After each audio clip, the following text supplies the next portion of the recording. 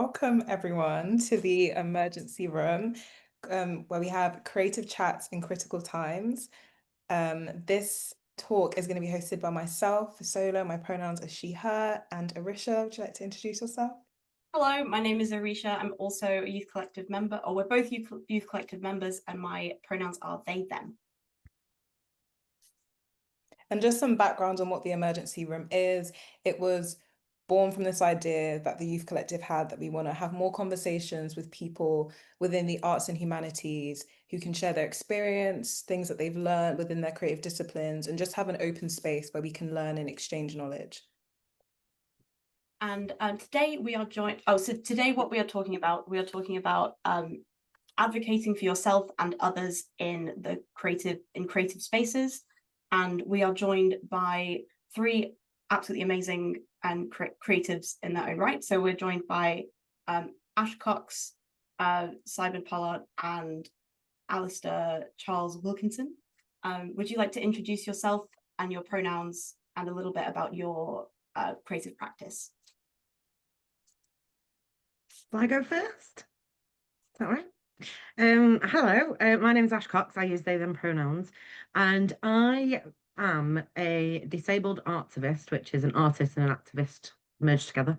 So a disabled artivist, an access producer, creative access producer, and an access consultant. And my work very much is rooted in kind of disability justice and advocacy, self-advocacy, allyship, and also with the work that I do within accessibility inclusion, that also includes like anti-racism practices, LGBTQ plus inclusion, and sort of bringing working class voices together. That's me in a nutshell. Thank you.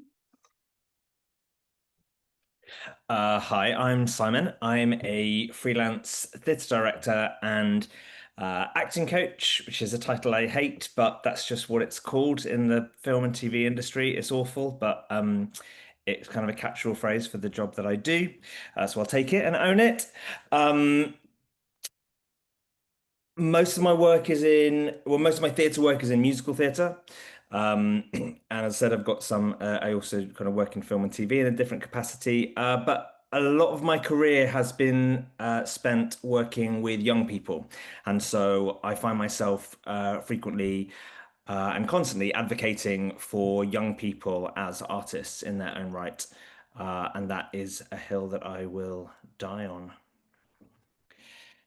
Thank you so much. Also, just to add, this is really exciting for me personally, because Simon was my mentor in 2021 through Arts Emergency, and through that 1-year mentorship it really transformed my career, and it really transformed what my career goals were, and it's why I'm here today, and it's why advocacy is so important to me and my creative practice. So it's lovely to be joined by you.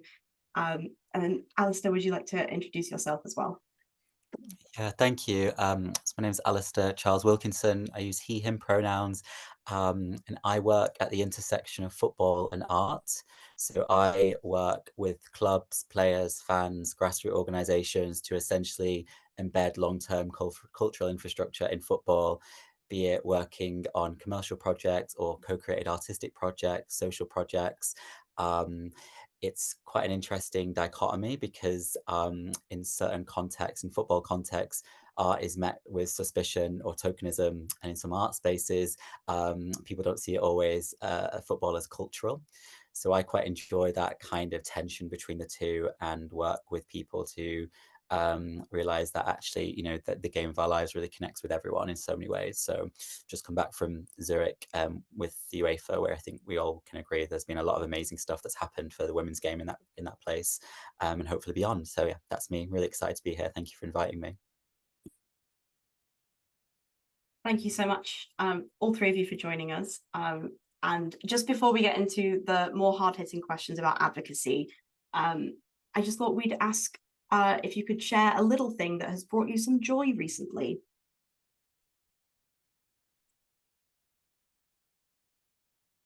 Simon, do you have one that you could? Yes, I have actually. So it's my birthday on Thursday, and I don't know what I'm doing. My partner's planned something, which is really lovely. And at the weekend, he said to me, "Oh, what are you going to do in the lead up to your birthday? Are you going to do anything nice? You're going to book a nail appointment?" I was like, "Oh yeah, maybe I will." I like doing my nails. And sometimes I treat myself by going to my favorite nail technician and getting like really nice nails done. I can't really justify it financially, but it's my birthday, so I thought I'm going to treat myself. It's going to be nice. I got in touch with my nail technician to see if she had any appointments available, and she said, "I've got some really cute news for you." And three of my friends had already called her and said, "Oh, we'd like to buy Simon a nail voucher for his birthday." And the session's already been paid for. So I'm going to go tomorrow and get my nails done, and my friends have already paid for it, it was really touching and lovely. And yeah, that's definitely brought me a lot of joy. What an amazing birthday surprise. Ash, would you like to go next?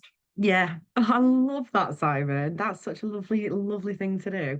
I think my joy at the minute is coming from I adopted a new cat about 6 months ago, and she had come from a lot of trauma. She'd been a stray, she'd been pregnant when she was a kitten herself, and then she was taken into the sanctuary, and she'd been there for like nearly a year, like having a kittens, and no one wanted to adopt her. She's a black cat, and obviously it's very well known that cats often don't get adopted. And so I adopted her 6 months ago. And we've had a bit of a tricky time, like sort of working out her boundaries and like kind of what triggers her and all of that.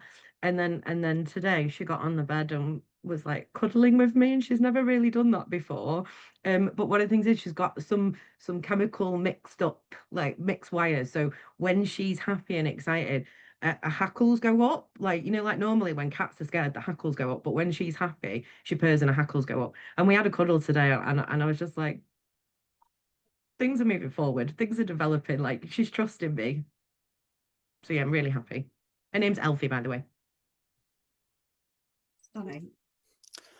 I finally discovered the magic of K-pop, which is clearly a trend that I've just completely missed all my life. And I discovered it because I discovered Cat's Eye on my algorithms. And then I watched this show on Netflix called Pop Star Academy, which is crazy and brilliant. And I've just become a bit obsessed. And now all my algorithms are pushing K-pop. And I'm actually really happy about that because I think my Instagram grid needed a real refresh, actually. So that's something that's brought me a lot of joy recently. I'm Thank so you. excited for your rabbit hole that you're about to go down. Me too. Thank you all so much for sharing your instances of joy. I feel like it's really nice energy, and people have rabbit holes to go down, people are getting their nails done, there's a loving cat. It's just good vibes, good vibes. So we're going to dive into the topic of the conversation. And the first question is, what does advocacy mean for you? And you can interpret this personally or professionally, or kind of do a mix of both. So should we start with Simon, and then we'll go to Ash, and then Alistair?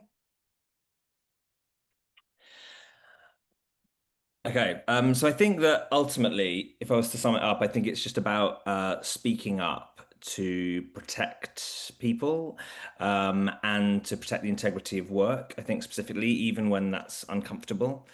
I think that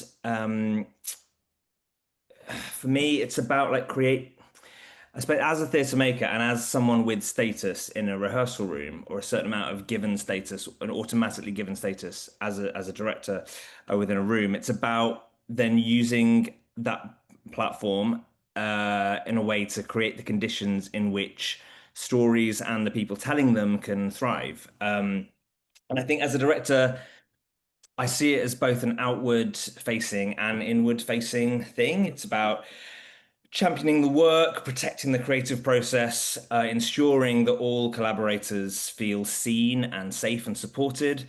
I think it's also about interrogating whose stories we're telling and how we're telling them. Um, I think in my career, and I suppose we'll go into this a little bit later in terms of self-advocacy and stuff, I've learned that advocacy doesn't always have to be loud and confrontational, and sometimes it's just about quietly holding the line on a casting choice or a rehearsal boundary or an artistic vision when it might be easier to compromise. I think it's and I think this is the thing I kind of keep coming back to. In my career, I've always found it easier to advocate for others than for myself. And what I've learnt, I might be jumping ahead here, sorry, is that by advocating for myself, I'm inadvertently also advocating for others. Yeah, I'll go into that more a little bit later, but in a nutshell, I suppose that's what it is for me. Yeah. Oh, yeah. I want to echo that a little bit actually, and also sort of for me, advocacy is and equity kind of come together for me. And it's that thing that you're saying about sort of making a room more equitable and making choices and decisions to sort of give a platform to unheard stories, unheard voices, and like ask that question like who's not in the room and why are they not in the room and what can we do to ensure that they can be in the room. And I think it's really interesting what you say is like advocacy doesn't always have to be loud and confrontational, but I suppose the kind of space that I sit in as a disability justice activist is that oftentimes, you know, advocacy for me can be about protesting or can be about making quite kind of, you know, quite loud artwork because, you know, a lot of people don't listen. And a lot of people, like, if it's not their lived experience, they're not interested. And I think one of the big things for me and what I try to do is like, I am sort of doing a bit more of a softer approach at the moment, after kind of a big campaign. Um, but that sort of softer approach and looking at like advocating for the deaf, disabled, and neurodivergent community in a really soft way that kind of is very self-care led, very care led, as we're sort of dipping down after quite a large kind of big political issue and sort of how to like rebuild that self-advocacy and advocacy as we sort of move forward. But again, yeah, like it feeds into self-advocacy as well, but don't want to jump ahead. It's a lot of foreshadowing. I like it. I think to me, advocacy is the practice of ensuring that people aren't just invited in, but are there to be able to stay, to be able to speak, and then to be able to shape as well. So the idea of disrupting existing extractive or performance inclusion and building more relational, sustained and values-driven approaches to things, different ecologies. I don't see advocacy as separate from creativity because I think there's sometimes that tension where people try and separate the two, which I think they also do with things like access or well-being or all of these non-attractive words that people, you know, sometimes put in a different budget line or a different, you know, section of a question that, you know, and that for me is always an interesting debate as to why one does that, because I think it does has a place sometimes, but not all the time. I suppose in my practice, which does live across live performance, co-creation, football, storytelling, culture, artist development, etc., I suppose advocacy is always built around designing the structure, not just delivering the content. So like baked into the real like fabric of the cake. Simple questions to ask could be who's the project really for, who's got agency in the project, not just performed agency, but genuine agency, what systems are in place to ensure that their agency and care and access and sustainability and belonging can still happen post you leaving, etc. For me, they're all artistic questions. I don't see them as access questions. I actually see them as real creative questions. I see them as quite imaginative questions, actually, when people are quite bogged down by other things. To give them these quite imaginative big questions can be really useful, actually. Because people are proactive when they want to be, but they are also structural when they want to be, and they do rely on that. So for me, advocacy is about visioning something better, building something better, building all of that into the methodology before harm occurs. I suppose, you know, advocacy as architecture is quite a theoretical, weird concept, but essentially, in long story short, it's creating a system that makes being in a space okay. That's what I would say. Thank you so much for all those answers. I feel like there was so much in everything all of you said. And there was a really nice common thread about like not helicoptering into a space and being like, I'm gonna save the day, or I'm gonna make this the best experience for everyone. Like advocacy seems really close each each and every speaker because of your personal identities, but also your practices. So can you talk a bit more about how you do, so to speak, do advocacy within your role for yourself and for others? And you don't all have to take this question because I know there's so much in your answer. So if you feel like this question speaks to you, then we'd love to hear from you. I suppose in my role as a creative lead, I often am designing spaces. So I have to think of things before anyone even walks into a room. Or sometimes, as we identified in a prior conversation, things don't happen in a room, they happen in a park or outside or other things. You know, so I suppose for me, I move between roles in a project. Sometimes I'm a lead artist, sometimes I'm a facilitator, sometimes I'm just a peer, sometimes I'm a volunteer, actually. So actually, I have to think about advocacy in different forms, all the way from safety, equity, access, mutual respect, I think is quite important for me. So some of that actually in the practicalities are the budgets inclusive of support workers, trauma-informed deliverers, therapists, travel, decompression time, etc. Are the timelines also trauma-informed and sensory aware? Do people have processing time? Does everyone know their roles, their rights, their routes to those responsibilities, but also their routes to feedback along the way, so actually they can assess it en route? I think in the pandemic, I suddenly started working with a wellbeing practitioner quite a lot, which might have seemed quite obvious, but to me it wasn't. Nonetheless, now it seems like very obvious, which is very lovely.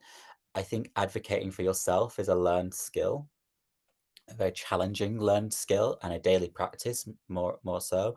And I think is potentially easier for certain people through whatever lived experience. So I try and factor in, for me, my own prep, my own recovery, my own break. I have a real list of questions that I answer based on every project that comes my way. I recognize there's a luxury in that, I suppose, you know, to be able to choose work. And sometimes I've needed to do work and actually I've really negated doing that work because it didn't align with my ethics and values sheet. And that was quite a big moment for me. I'm not from a background that can really say no to work a lot of the time. So I'm trying to be really upfront with my own emotional bandwidth, my own access needs.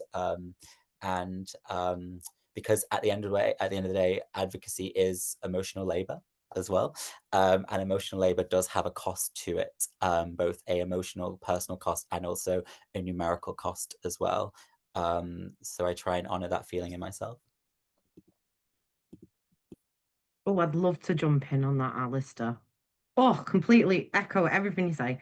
But also what you were saying before, or might have been Fisola that was saying this before, about one of the practices that I do and something that I've just done through getting a DYCP from Arts Council England, which was an incredible opportunity. But I'm developing my practice to be integrated creative access.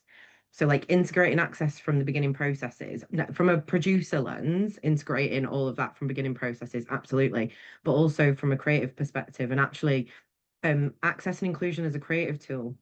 Like you say, like asking those questions, it's a creative response. Like, yeah, absolutely, some of it is logistical and some of it, you know, does really feed into like projects management and producing, but for me, these questions around access and inclusion absolutely open creative gateways. And one of my favorite things to do as an artist is to get in a room and play with other deaf, disabled, and neurodivergent people and play with the, you know, kind of different tools that we've got. So I've worked with an artist recently who is a very, very descriptive writer. And I was like, oh, it's a shame I didn't get on this project sooner because what you're naturally doing is integrated creative audio description. You just didn't know you were doing it. But actually, your writing really lends itself to blind and visually impaired people. And next time, because that's naturally the way you write, next time, let's work with a visually impaired consultant or an audio describer and really build that into the foundation of the story. And then you're naturally advocating and making your work accessible for blind and visually impaired audiences, but also that really crosses over with neurodivergent audiences and, you know, who enjoy detail. And so that's a big thing for me, is like, how do we integrate it into creative processes, and actually how is that a starting point for artists, and moving away from the kind of systemic structures that were built by people who had a hell of a lot of privilege.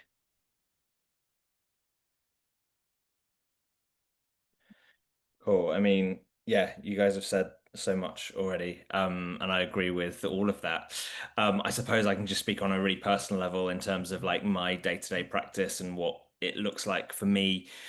But I think what Alistair said earlier, like I think that it's not um it's not something that's separate from the work. Like it's part of the job description. Like is how I see it now. Like advocating is part of being a director, or it certainly should be. That's what I would love to move to a place where actually that's one of the requisite skills is to be able to advocate, on a day-to-day basis when I'm working on a show. Being an advocate means like being a buffer between artists and institutional pressures or production pressures, naming and addressing harmful dynamics within rehearsal rooms, even ensuring actors have breaks, fair working hours. That's not my sole responsibility, but it's something that I am aware of, giving them the space to do their best work.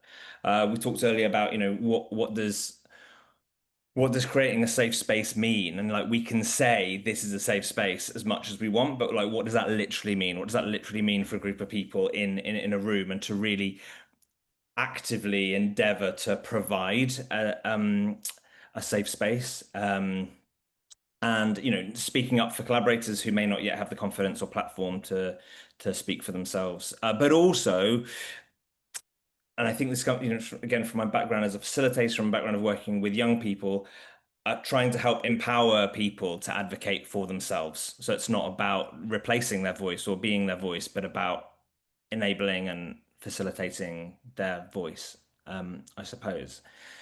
And I think in terms of self-advocacy that we've kind of touched on, I think certainly for me, and I can only speak from my own lived experience within this career, and I started longer than I would care to think about it. But certainly when I was trying to find my way into this industry, I definitely thought that to be a director, you had to be a certain thing and look a certain way, and those systems are being dismantled, quite rightly so. But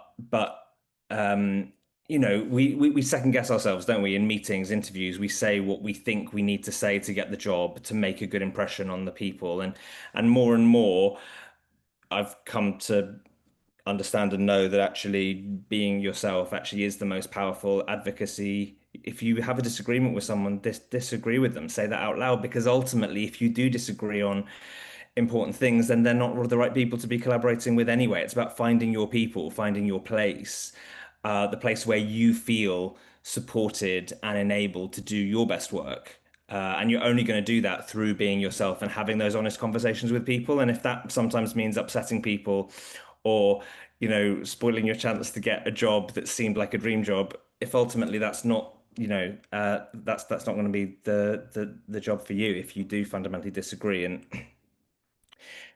recently, as an acting coach, a job on a film came my way, uh, that would have been in many ways great financially and in terms of kind of establishing myself, but fundamentally, uh, I was against. I sort of stand firmly against what the executive producer stands for, and so I was really at a crossroads, and I thought, my agent is going to want me to take this job, and this is a company that I really want to work with. This is a film studio that I really want to work with, and is actually saying no, that could cost me my relationship with my agent. That could cost me the opportunity to work with this company again.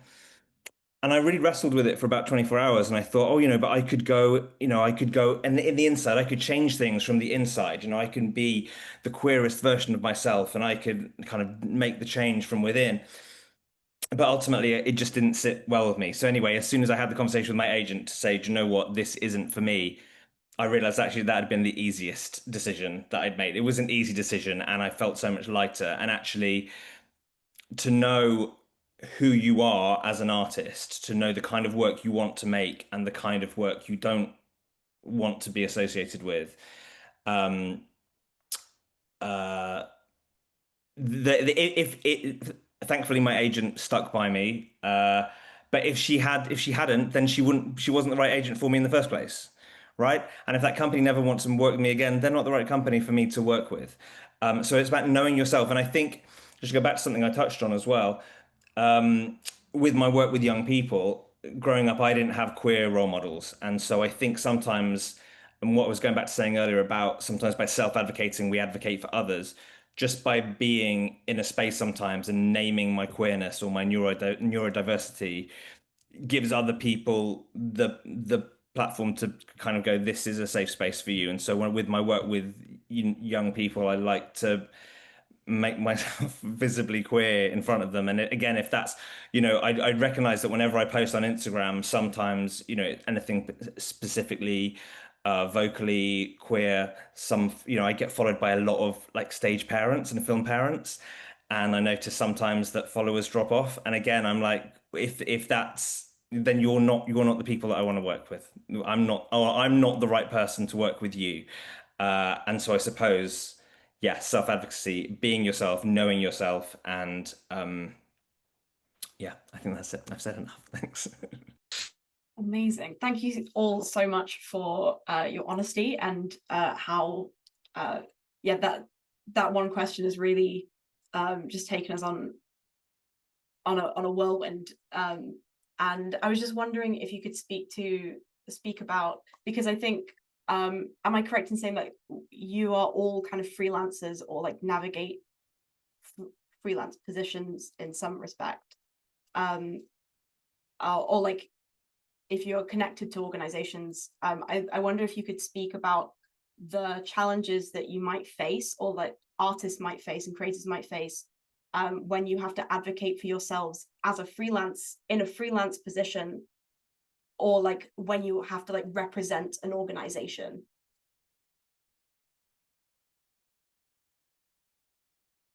I'm happy to jump in just really quickly on this.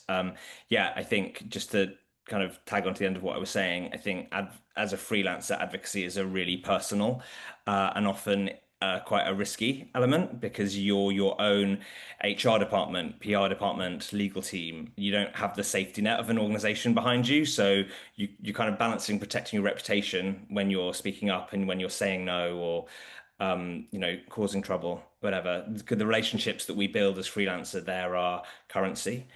So it can be risky, but as I said, that's kind of the risk that you have to take, I think. Yeah, I'd love to jump on that, Simon. Self-advocacy through working with an organization to becoming a freelancer has been really tricky for me, and I'm always really honest and really open about this kind of situation that I've been in, and also, excuse me, generally like kind of navigating all of these inherently capitalist ableist kind of systems throughout my entire life from being a child. And like, it took me 8 years to get my degree. I had to attempt it 3 different times because the higher education system is really not built for disabled and neurodivergent people. And sort of got into a point where I thought that the only routes into the industry for me and the only way to be really established in the industry was to work for an organization. And I was really, really fortunate that when we figured out through occupational health and reasonable adjustments not working, I was working for an incredible organization who actually really care about their staff. And so it was a really difficult moment when I was told by an occupational health assessor that the jobs that I was doing in audience experience and front of house and facilitation, producing, stage management, the physical aspects of those roles were just not suitable for me and my body anymore. And also I think I'd been masking really heavily around my chronic pain and fatigue, and also masking really heavily around my neurodivergence in order to be able to get those jobs done. And so when it came to a point where I had to go freelance, like I was forced into going freelance because I lost my job with an organization, and actually like having to build that self-advocacy toolkit really, really quickly. And also the big thing is that I had to make that decision of I'd had a lot of internalized ableism and a lot of masking and actually not being really honest and open with people. And so I had to make that decision really on as a freelancer. Like, if I'm going to do this, I've got to go all in with my identity. And that needs to be my selling point, actually, to say I'm a queer, neurodivergent, disabled, working class, non binary person. And actually, that's why you should hire me as a freelancer to come in and do advocacy and activism and, you know, sort of look at these broken structures and try and help you shift. And so it's been a really, really tricky journey for me. I'm very good at advocating for other people and asking people the right questions for them to like better understand. Because most people, like I'll say to them, have you got any access needs? And they'll go, no, because they have an idea of what that means. But actually, when we have a conversation and we open up questions, and I say to them, like, regardless of whether you identify as deaf, disabled, or neurodivergent, all humans have access needs. And that blows people's minds. And I'm like, this is why disability justice is everyone's issue. So yeah, really, really good at that and supporting other people to self-advocate. But I've really struggled with my own advocacy journey, and I still do. And I'm really open and honest with that. Every kind of deaf, disabled, neurodivergent person I work with, and every workshop I do, every talk I do, I always open up with, I am a massive hypocrite. Everything I advise you, I'm still struggling to take on board myself. And actually, I think that honesty and openness is what we really need in order to build like these networks of like peer-to-peer support and self-advocacy and advocacy and all that. Yeah, solidarity in it. That's so true. Yeah, so I've danced both worlds. I used to run talent development programs in a West End theatre, and then for an immersive company during the pandemic, and you know, in all of the stuff that the pandemic brought for a lot of people. The biggest challenge, I was suddenly a gatekeeper, and that did a real number on my brain. Because I was approaching a building-based role as an artist, which isn't always the best thing. I learned a lot during that time. One of the best things I ever did at one of my previous jobs was I closed an artist development scheme down, which meant essentially that there was not a scheme for a certain type of level of artist, career level of artist, that probably doesn't exist anywhere now. It was the only scheme that exists. And I will keep it nameless because it is important just to speak about the wider context of what that means. Is like, that was a real moment of going, is this the right thing for an artist? Or actually, is it doing more harm than good for many reasons? Because maybe a space isn't ready to receive people. Maybe the structure isn't there. Maybe it's too much of a Herculean effort for one person or a group of people to advocate for a building to change or a set of walls to change. However, on the flip side of that, I'm really proud of some of the wins that we've all been able to achieve in our spaces as freelancers, infiltrating spaces and going into spaces, working the system from the inside. You need a lot of patience, you need a lot of persuasion, you also need a lot of resilience. I'm currently making a project with a big football club, all about queer heritage. It's going to be hopefully quite seismic when it launches. And it's got many layers, it's got lots of different things.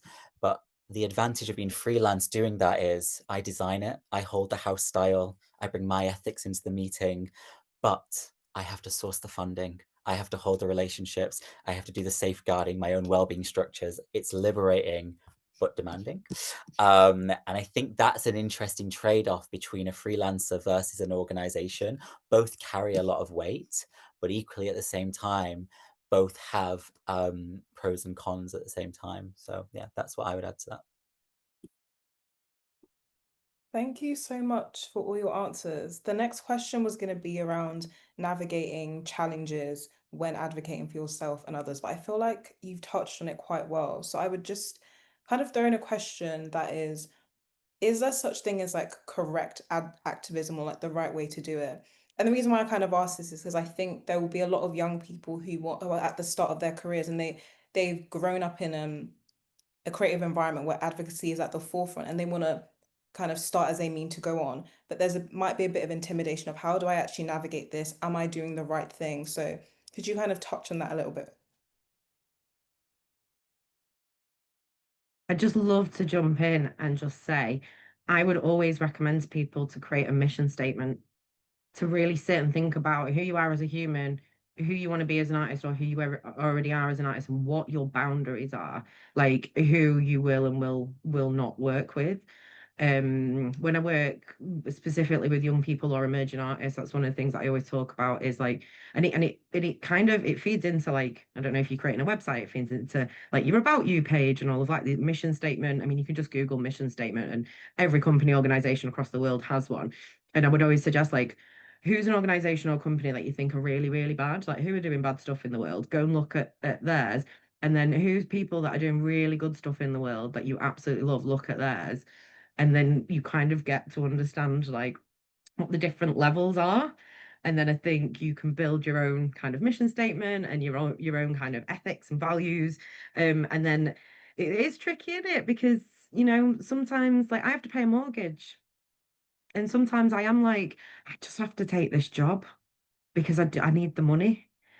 But then what does that compromise mean? Like what does that what's that compromise emotionally and physically? And one of the things I, as part of my DYCP, I consulted with other people that do similar kind of work that as me. So integrate creative access consultants, disabled artists, like a whole range of people. And can I swear on this? Can you bleep it out in the edit? So one of the people that I consulted with said, when I'm approached by an organization that doesn't align with my ethics and values, I basically go back to them with dickhead rate. So I will charge them double or triple. And then if they say yeah to that higher rate of money, then it's like compensation for having to deal with it's like yeah, it's like emotional compensation, isn't it? And so that's something that I'm trying to carry through now. But the money situation, the money conversation is tricky as well, right? But I think that's a huge part of advocacy, self-advocacy is like, what am I worth? What is my value? Especially, I think when we're working through lived experience and we're from underrepresented communities, like what does that mean when we go into these rooms, especially when the room is like all white, cis, male, non-disabled, rich, like our value in those rooms. It's a big one. I know we're like kind of moving into other territory here, but I think it all feeds in. Yeah, just to jump on that final point, I think something that I have struggled with and attempted to no avail to discuss with artist development leaders or the equivalent role in spaces is how we build application questions for jobs or schemes. So there's a culture right now, in my opinion or my experience, where we are going, why does this opportunity matter to you? What will you gain from this opportunity? And what I don't think we're realizing is subconsciously we are asking people to confess their lived experience or their trauma. I need this because of X, Y, Z. I used to do it. I'm an insert this from this background. And all of a sudden I've spent an entire paragraph before I've even talked about my skill set, right? In a 200 character question. And it's something that I really, really, really had to fight against because I am so proud of my journey. I'm so proud of my sobriety, my stability, all of these things that make me me, that infuse my work. Nonetheless, I am so proud of my craft. And I think for me, that is something when we're deciding how to act, we also bring our beautiful baggage, but it is heavy and it should feel as such because it's lived and it's long and it's lengthy, etc. Some other challenges that I think I and potentially others have faced when deciding when to act are the idea of risk. I'm not talking about when people are called a risk. That's a whole different conversation for a different podcast. I'm talking about will it cost me to speak up? Will I be seen as difficult, tricky? Will I be unbookable? All these things. And, you know, as from certain backgrounds, not everyone has that financial safety net, which I talked about earlier. So sometimes there has to be a bit of a calculation of when to speak, not out of cowardice, but I think out of survival. Staying silent doesn't mean well, sorry, that doesn't mean that you're staying silent. It just means that you're being strategic. You're not wasting your fire because fatigue and repetition of saying things is very, very long. There's a cost to being an advocate, especially when something's unpaid, when it's unacknowledged, when it's expected. I really realized that and also realized how I was potentially subconsciously casting other people into those roles as well. And And I think the other thing to think about when acting is potentially the timing. So can this be said privately? Is a written note better than a group challenge?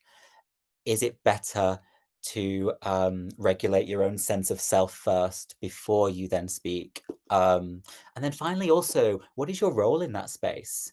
Holding a space as a producer is different than being a peer, is different than being a facilitator, is different than being an artist.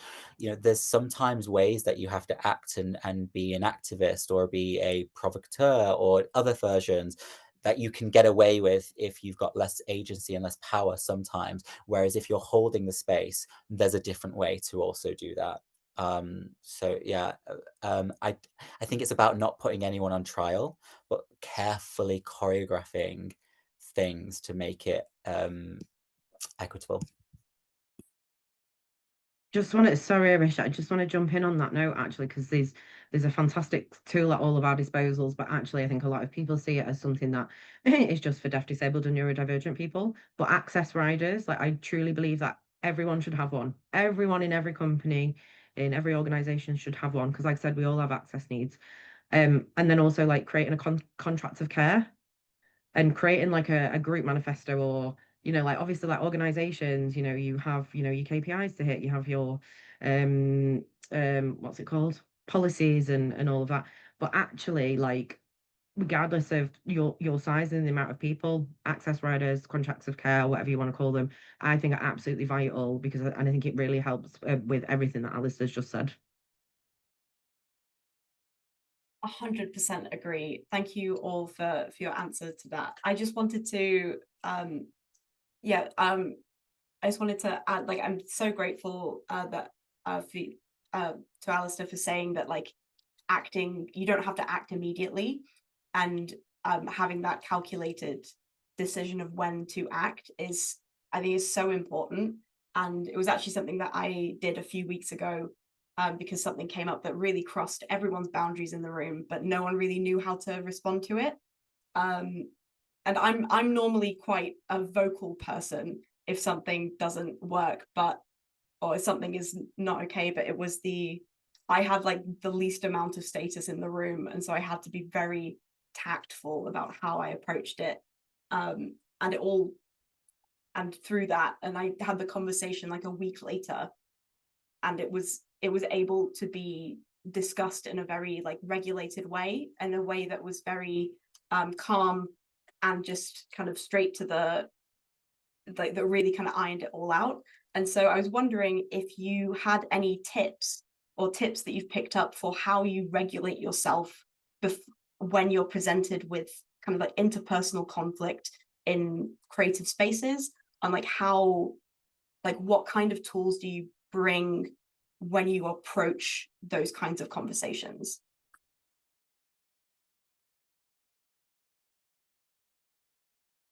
That is open to the floor. I think just to jump in, on what was already said, but timing, and also that idea about emotional labor. I think, as you said, pause before reacting is good if you can. Buy yourself time. Take a moment to think about that. I think when we have an emotional response to a situation as well, it's important just to separate fact from story. So just take a moment to consider what actually happened and what am I telling myself about it, I suppose. And again, kind of back to what Alistair was saying earlier, but just decide on what your role is in this particular situation. Are you here to solve the situation? Are you here to mediate, or just to stand firm? And I think just to have a few phrases in your back pocket, I think just to go back to what Fisola was saying earlier, is there a wrong way to advocate? I would say no, but it's all everything has to be dependent on the situation that you're in, right? And the important thing is that advocacy doesn't have to be confrontational, and it doesn't have to be like a negative thing. We've talked a lot about like the negative repercussions of what advocating might do, but also it doesn't have to be framed in that way. Actually, having those conversations obviously help help build relationships and help build trust. So just going back to what I was saying, just in terms of like the language that you might have to call someone out, there are ways of doing it. Can I clarify what you mean by that? I hear you, but here's what I need. It come back to knowing yourself, knowing what your own needs are or what the other needs are within the room. Love to jump back in and sort of develop some more thoughts about access riders and the use of access riders and contracts of care. I think asking people what their preferred way of communicating is as an access question, but not just as an access question, as a human question. Because we all struggle with conflict, right? We all get upset. We all, sometimes don't know what to say or do in a situation. And even though, like, I'm an activist for a living and have, dealt with a hell of a lot of situations over the years, I still sometimes get a bit stumped with what to say and do in a situation. Um, and it's just because we're human, and also I think like the world is a really difficult place to be in right now. And yeah, one of the things that I think is really useful is just asking, not just everyone else within the collective that you're working in, but also asking yourself, like, what is the best way for me to be communicating right now? So I've just done, so for example, I'm working with a group of young people at the minute who might not have had experience of building their own access rider. So what I've done is sent them an access questionnaire that says things like, what's your preferred way of communicating? Generally, what's your preferred way of communicating when we need to send you kind of schedules and more like blocky information? And obviously we create all that information in an accessible format like large print and optional different color backgrounds for people with dyslexia and also for screen readers. But then also if you have an issue or you're upset about something, what's your preferred way to communicate about that? Now, we got them to do a bit of a tick box exercise, but then also we've sort of said, like, if something does happen that you're upset about or you need some support with, even though you might have ticked WhatsApp as being the best mode of communication for you if you're upset, now you're in the moment, it might not be WhatsApp. You might want to do it face to face, and I think that's the thing, like, yeah, I think communication, especially like living in a world in 2025 where we're just bombarded by information all of the time, and like especially as a neurodivergent people, like sometimes I don't know if I'm coming or going and just need to be in a dark room on my own, not advocating for anyone or even myself, because it's very overwhelming being an artist, being an advocate, being an activist. And I sometimes find like those questions are really, really useful. And it's something that I've like, actually started doing in my personal life as well. Like a friend or a family member might be upset, and I'll be like, how do you want to approach this? How do you want to talk about this? Are you asking me for advice, or did you just need to rant? Do you want an answer? Was it a question? Like, and I think that stuff's really useful. And I think we got out of the habit of doing it. And I think we should all get back in the habit of doing it. Access writers, access questionnaires, yay! Yeah, totally. I agree. I mean, I think it's funny. I pivoted 3 years ago into working in football and art, and the first line of my job description 3 years ago was to disrupt. And the week before, I just got rejected in the final round for an AD at one of the big 12 MPOs for being too disruptive. Their exact feedback. So it's quite fascinating, and just sharing that in a spirit of I was holding that for a week, very sadly, actually, that feedback. And then 3 years later, I can now reflect on it a lot easier, obviously, as we go. And I think that's important. We take time to, I mean, Ash will know a lot more about this than me as a wellbeing pro, but I mean, we take a lot of time sometimes to process things, and sometimes we don't always know the answers or why we want to say something, why it feels important, spicy, charged, etc. Conflict, in my opinion, in my work anyway, conflict sometimes is inevitable in creative spaces. I'm working with brands, players, fans, medical professionals, community groups, etc. All these people have opinions, and when dealing with like all these themes of identity, power, vulnerability, finance, etc., conflict will be inevitable. But what's not inevitable is what shouldn't be inevitable is harm. It should feel possible to remove that. So I think what happens in these moments is how we respond without collapsing ourselves. If we are the ones holding the space or feeling like we have to hold for people who are not in the room because we're the first of that person in that room, or because if I mess up, then surely then no one else is going to get an opportunity. That's not true, but it feels like it is. And one thing it's the worst advice to give to young people or early career artists, but I'm going to give it anyway. You will get another job. You will get a bit of an experience. If someone would have told me that 15 years ago, I would have gone, get lost, in much stronger language than that. And because of course it matters so much when it's that one thing, right? But your gut instinct is based on factual evidence of your life, okay? And that is the one, I don't know if that's scientific, but I'm believing it. It's my third eye in that way, but I believe it so much because this thing that we feel is because we've dealt with certain things to help us deal with it, and that helps me regulate it as well.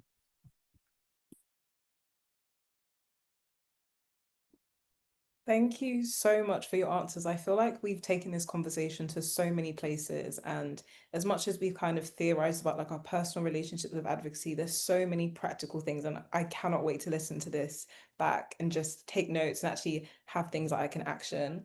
I believe we have 2 minutes left of this conversation, so unfortunately it feels like we have to close, and I feel like the worst person having to do this. I feel like we're just getting started.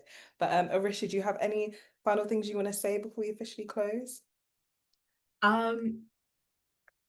No, for once. I think that's quite unusual for me, but it's just been so great to hear all three of you just talk about this topic and how much it means to you, and like how you approach the creative industries in this way. I think now I've got something to say. I think that like you hear so many conversations as like emerging artists, as like how difficult it is, and like how much you do have to compromise. And so it's so refreshing to actually hear you come and chat today to tell you that actually no, you don't have to compromise at all, and that like and this is kind of what we worked on, Simon, in our mentorship year, that like your values are your brand as a freelancer and as a creative, and so like really leading with that is just, yeah, thank you so much. I really want to add 2 resources that are incredible. Okay. Disabled-led organisation and commissioning body, weareunlimited.org.uk, incredible. Also, a really fantastic toolkit for activists and advocates is beautifultrouble.org. 2 very practical resources there with loads of information about self-advocacy and activism. Highly recommend. Thank you so much. And I just want to also say thank you all for living and processing your lives and sharing that with us, because that is also emotional labor. And I think Arisha will definitely agree, and everyone listening to this conversation will, that your lives and you being you is such an asset to have that experience to relate to and learn from and grow from. And Arts Emergency is a network of young people trying to find their space in the creative world. And sometimes just having someone to look up to and be like, I can be that, that person's doing that, I can do that, is just really affirming. So thank you so much. Thank you for your time and hosting, both of you. It's been amazing, and both to Ash and Simon as well. Thank you. Yeah, thank you. I've really enjoyed being part of the discussion. Thank you for having me.